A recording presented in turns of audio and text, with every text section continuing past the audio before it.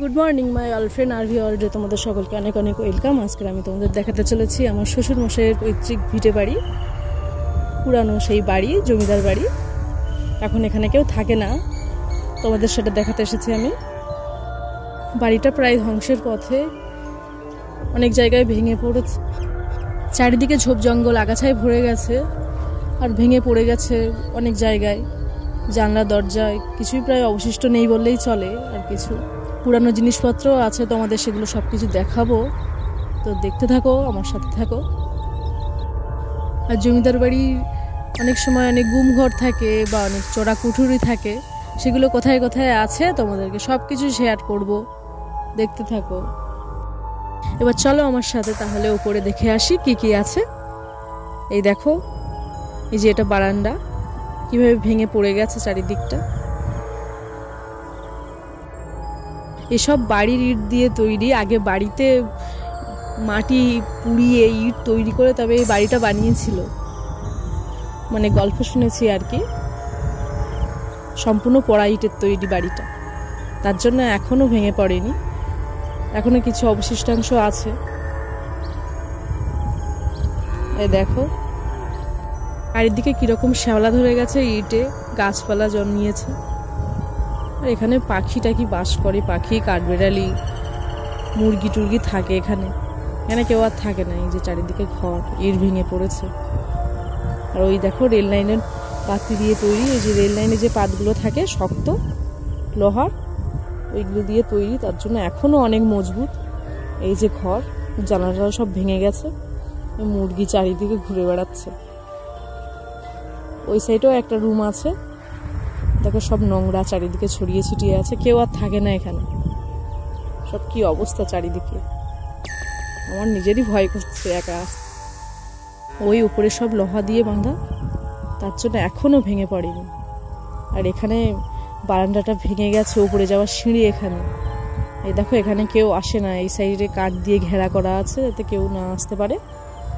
এই বারান্দাটা একদম পুরো ভেঙে গেছে, ছিদ্র হয়ে গেছে। এই ছিদ্রটা এই যে, এই দেখো নিচতলা দেখা যাচ্ছে এখান থেকে। যদি ওখানে একবার পা দেওয়া হয় তাহলে পুরো হাত ভেঙে পুরো নিচেই পড়ে যেতে হবে। আমি এই সাবধানে এই কানা দিয়ে যাচ্ছি যাতে কোনো সমস্যা না হয়, খুব সাবধানে যেতে হচ্ছে আমাকে। এই যে এখানেও একটা কি কুঠুরি ছিল জানি না। আর এই যে ওপরে যাওয়ার সিঁড়ি, এই দেখো এইবারে পুরোটা পুরো ছাদ ওপরে। আমাকে লুকিয়ে লুকিয়ে যেতে হচ্ছে, কেউ যাতে না দেখে ফেলে।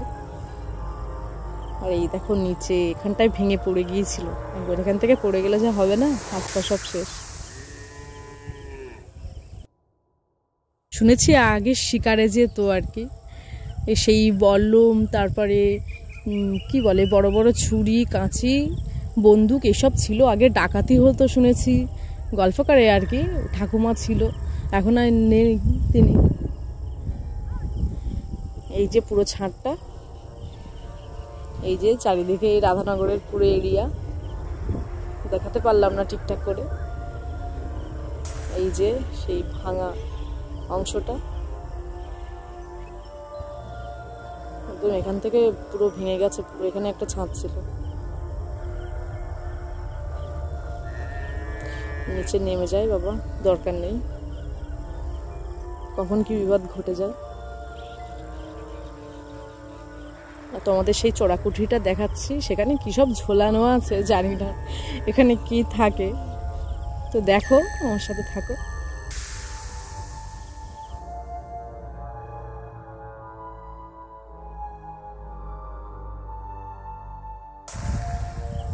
এখানে সাপ খোপ ছাড়া আর কিছুই থাকে না এখন, চারিদিকে সাপ খোপ কি সব বাসা চারিদিকে। এই যে এই সিঁড়ির তলায় এখানে কি সব শিকল পাকল ঝুলছে। এখানে কি মঞ্জুলিকা থাকে না কে থাকে ঠিক নেই, ভূত থাকে কি পেট থাকে কিছু বলতে চাই না। শুনেছি এখানে কি থাকতো আর কি, শিকার টিকার করতো আর কি। আমি হরিণের শিং দেখাবো আর কি, সেটা এখন আমার শ্বশুর ঘরে শোভা বাড়াচ্ছে। তো দেখো একটা ছোট কুঠুরি, কি কুঠুরি যাই না, আর কত সুন্দর ডিজাইন করা ছিল রুমগুলো। একটা রুম, এখানটায় মুরগির বাচ্চা থাকে, দেখো কত সুন্দর ডিজাইন করা ছিল চারিদিকটা, খুব সুন্দর লাগছে চারিদিকটা। সব ভেঙে গেছে, ভেঙে ভেঙে সব পড়ে যাচ্ছে। আর এই যে বারান্দার ডিজাইনগুলো কি সুন্দর, সব বাড়ির ইটের তৈরি সব। আর এই যে হরিণের শিং, এইটা শিকার করেছিল জানি না, এখনো রেখেছে। আর ওই বন্দুকগুলো হয়তো সব মানে দিয়ে দিয়েছে হয়তো, সব তো এখন ইললিগাল, রাখতে নেই, তার জন্য হয়তো দিয়ে দিয়েছে, এখন নেই এগুলো। এই একটা ঘর দরজা বন্ধ অবস্থায় পড়ে আছে, অনেকগুলো